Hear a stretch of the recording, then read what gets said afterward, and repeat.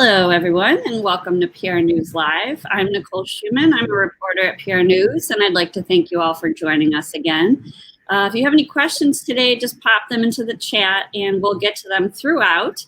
Don't have to wait till the end. This is a casual conversation, so we'd love to hear your questions, comments. Feel free to put them in the chat. And today I'd like to welcome Lori Perlow, Communications Manager for the Camden County Educational Services Commission in New Jersey, and she'll explain a little bit more about that.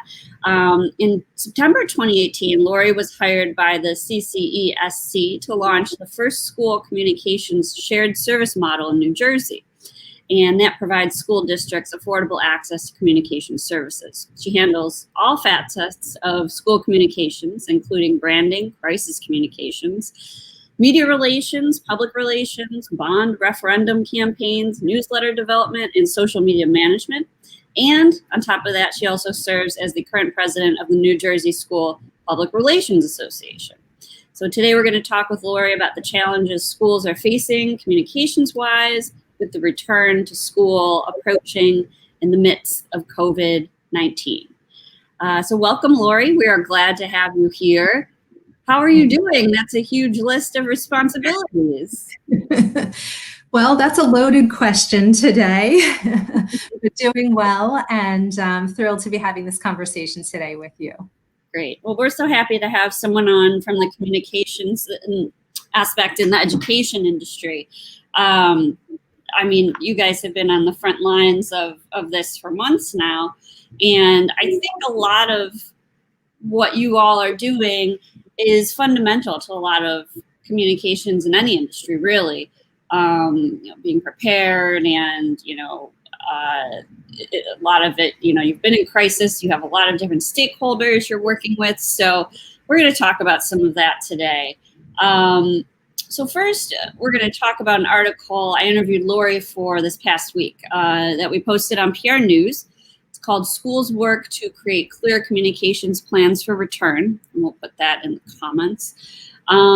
We've seen large discrepancies in the news lately. We had the student from Georgia who shared the photo of her crowded halls in her school with a lack of mask wearing, and that resulted in the inevitable outbreak afterward in Georgia. So in our article, we look at the needs for a solid communication strategy, which, as we said before, all communicators can learn from. And, a lot of these fundamentals include pre-planning, right? Right, Lori? Can you just kind of walk us through and, how you've approached, this year?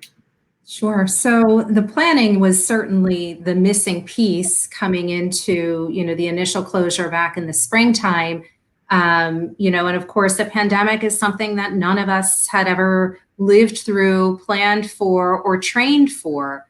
But that being said, coming into the new school year, of course, school districts have had months to sort of wrap their head around this new normal, this new reality of having to provide various instructional models for their students. But, you can't plan for something like that without your stakeholders at the table, virtually, that is. And so a lot of the school districts that I work with engaged all stakeholders. So not just their internal stakeholder groups like staff and parents, whom I would consider to be internal, but other, food service workers, bus drivers, community members, healthcare professionals, you name it. And that was really, in my opinion, one of the most important pieces. And I think so often, particularly in education, but in other sectors too, when we're up against the clock to put a plan together, we often forget to include some of the most important stakeholders in that process. And so, having as many people and as many perspectives at the table contributing to these plans is quite helpful.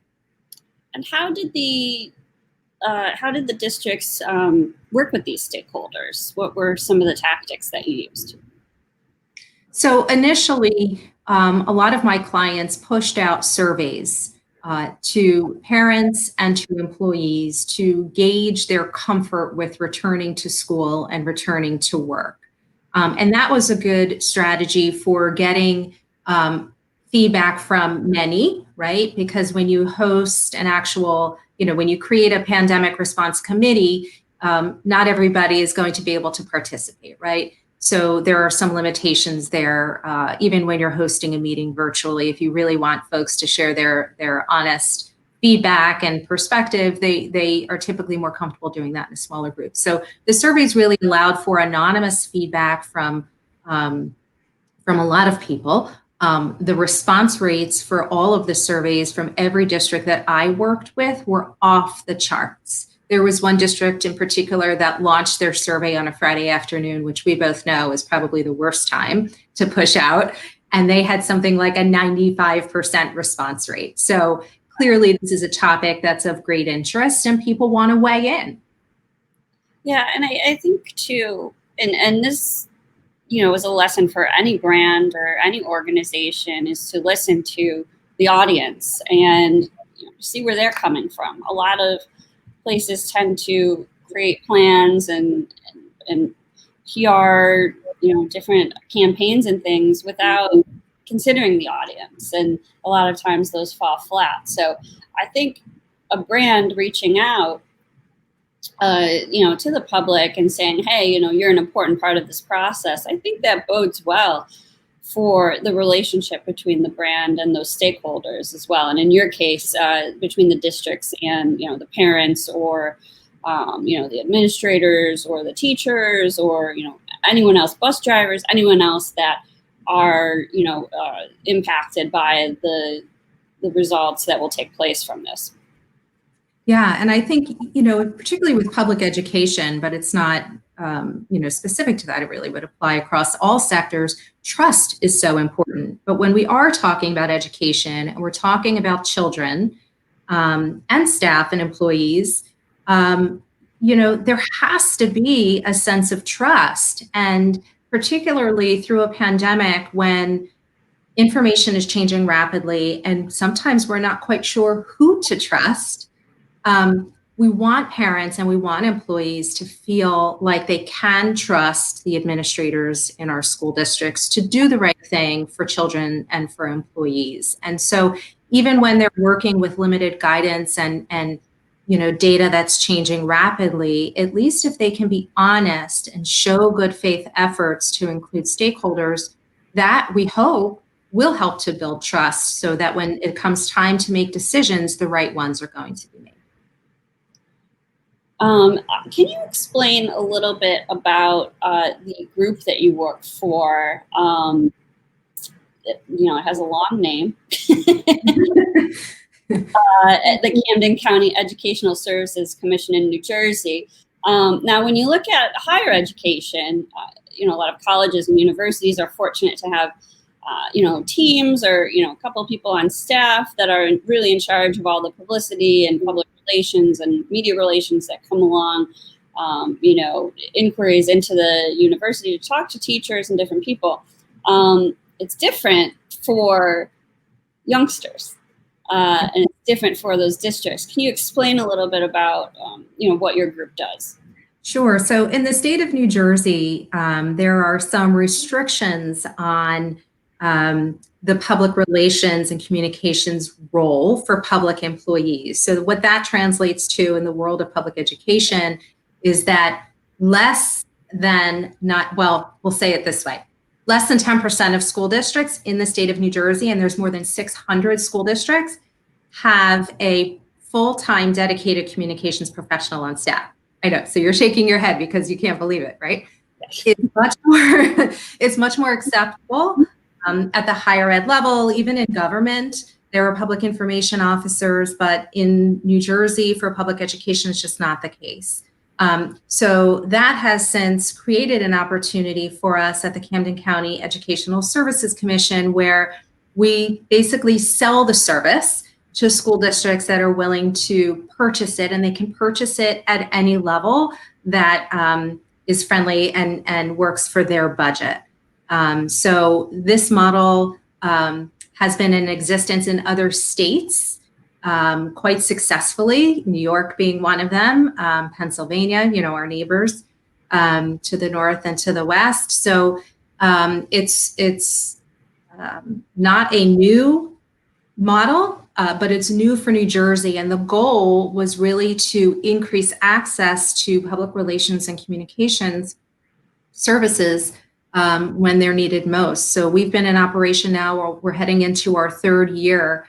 And right now I'm working with about a dozen school districts throughout the state. And the model of a shared service is not new either. That's been around for many, many years. It's just new in New Jersey as it relates to communications. It's funny because I think about growing up and how I would wait. I grew up in Western New York, in Buffalo. So a big part of being a young person in the winter in Buffalo is waiting for your snow days. And I think about, I wonder what the communications process was there a lot of times. My mother is a teacher, and I think a lot of the districts really leave it up to the superintendent to communicate whether there's a snow day and whether the district is closed. So that always, in getting, more involved with the public relations community, that always kind of blows my mind that a lot of communications are left up to the administrators in the schools. Yeah, so weather-related closures used to be the sort of dreaded decisions come winter time, and between the superintendent and the districts that do have a communications person on staff, there's not a lot of sleep between, December and March, because you're always watching the weather and staying up all night to monitor.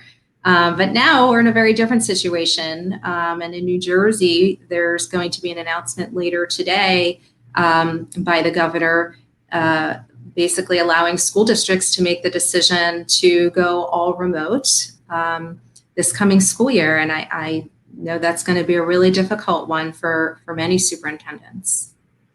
And so you heard it here first, breaking news for New Jersey. And I think that what day is the first day of school for New Jersey? Well, that too is a local decision. Okay. So it varies. Okay.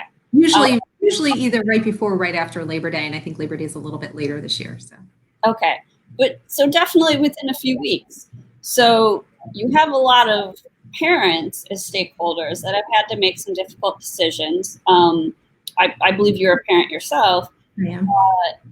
Having to talk to their kids and see what works best for them. But some of these schools may decide that they have to go full remote, and parents will be.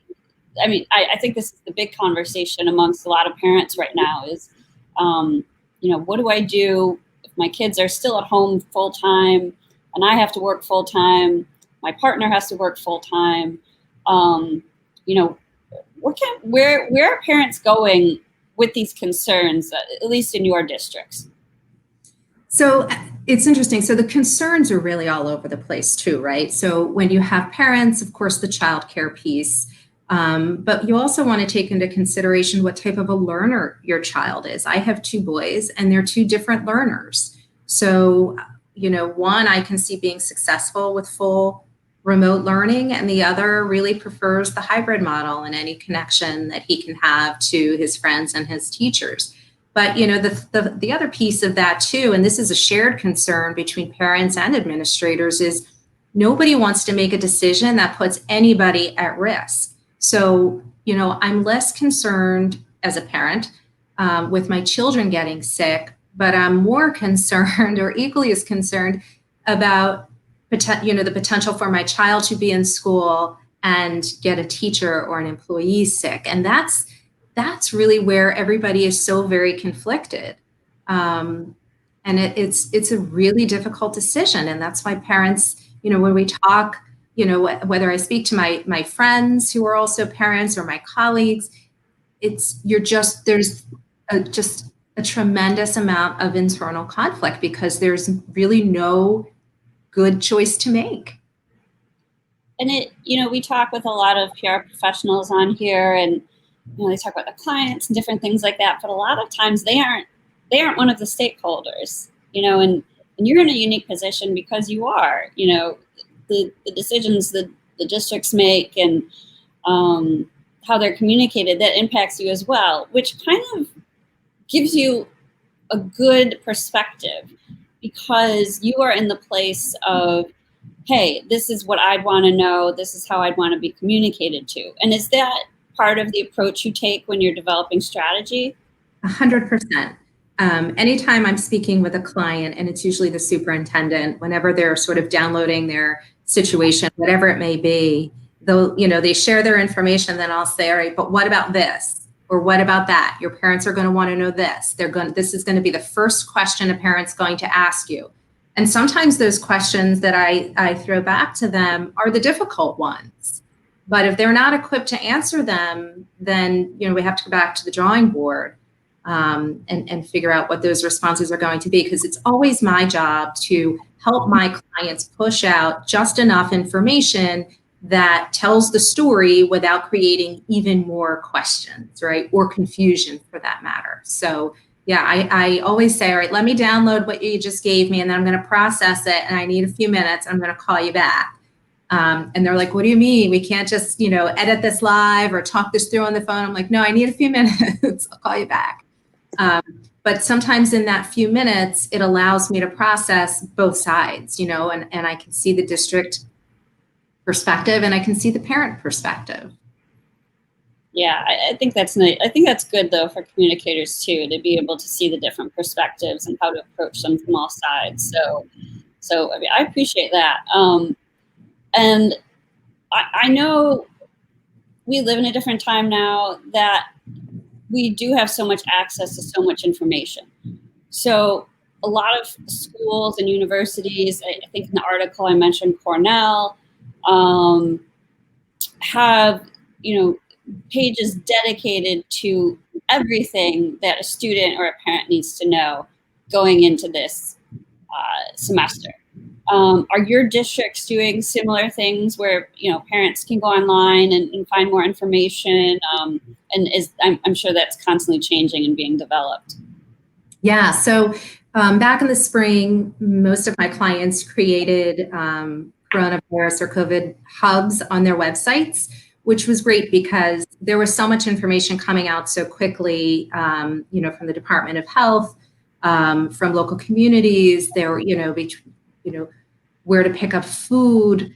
There was so much information. And, the good thing is that schools really are the core of every community. And so parents really are conditioned to go to their school district websites now more than ever, because they know that they're going to get the updates there, and having that one place, that hub that's easily accessible from the homepage makes life a lot easier. Now what we're starting to see though is a shift from, calling it a COVID hub to a restart or reopening hub with learning information about what the new school year is going to look like.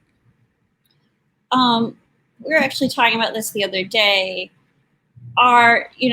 Schools are going to be reopening, but are you guys also preparing for plans if a school does need to close as well, if there is an outbreak?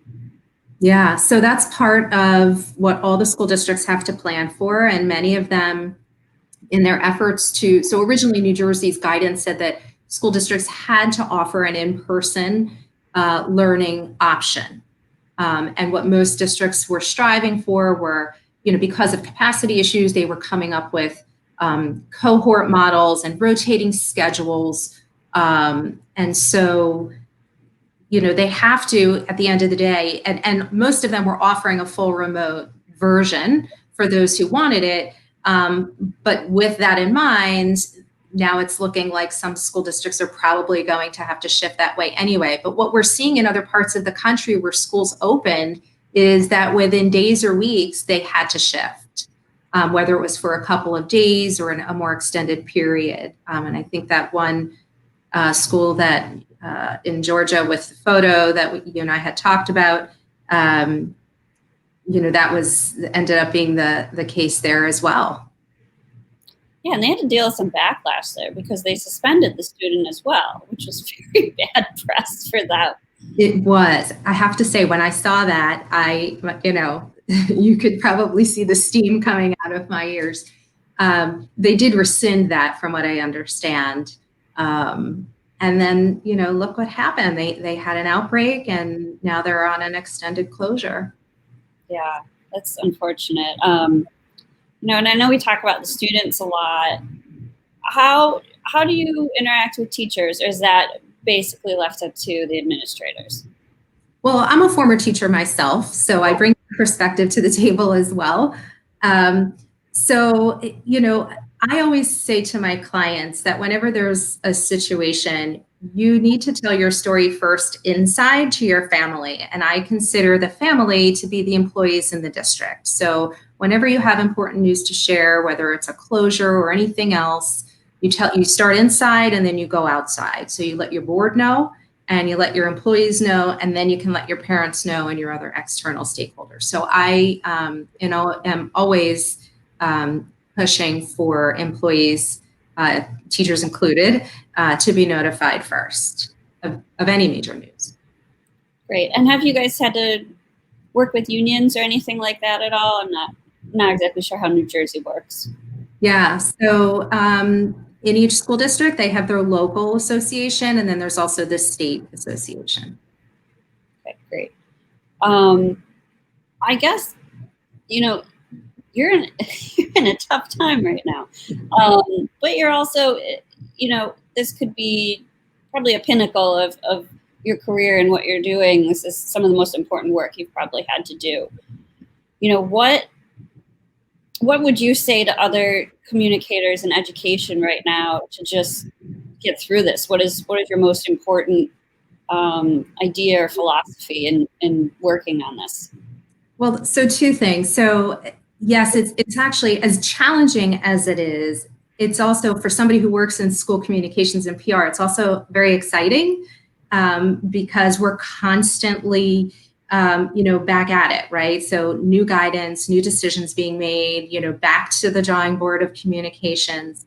But what I've observed is that many folks who perhaps weren't as comfortable with crisis communications, because this really is all still very much crisis communications. I don't feel like we ever kind of got into a safe place. Maybe there was a lull for a little while, but when you're talking about changing instructional models at such great measures the way that we are, it's significant. So one of the things, though, that I've observed is I'm seeing folks who were less comfortable with communications getting much more comfortable and communicating in different ways. Whereas, in the past, perhaps they might have waited to push out a message, or they might have only pushed it out one way. I'm seeing a lot of folks using video more and more, which is wonderful and not something that a lot of administrators are comfortable with. In fact, I don't hesitate in pushing some of my own clients out of their comfort zone when I think it's needed to do a video message versus pushing out an email or pushing something out on social media. So it's definitely, it's a wild time, but it's an exciting time too. Yeah, it seems like there's a lot of opportunity to try some new things and, kind of redo the way that, school communications have gone on in some districts, for many years. There seems to be a real opportunity there. So I think if anything good to come out of this will be the increase in communication with students and teachers and, greater access to that, which I think is important for everybody. Yeah, I mean, one of my clients the other day said, I need a crisis communications map. I was like, I got you. We got it. No problem.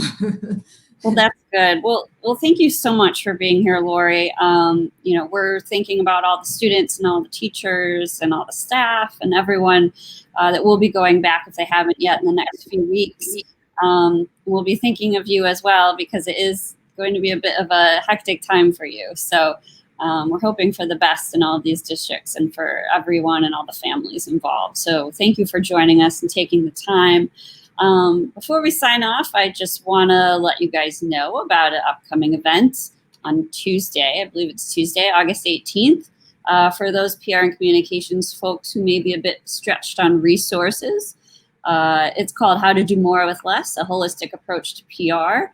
And if you want to register, you can find it at PR News Online under webinars. It is free. We will share the link in the chat, and we have some great folks that will be speaking on, doing more with less. So we hope to see you there. And I just want to thank you all again. Thank you, Lori. We'll see you next Wednesday, everyone. We're going to be hosting Corley Kenna, Director of Global Communications and PR at Patagonia. So it should be a great conversation. So thanks again, everyone, and stay well. Thanks, Nicole.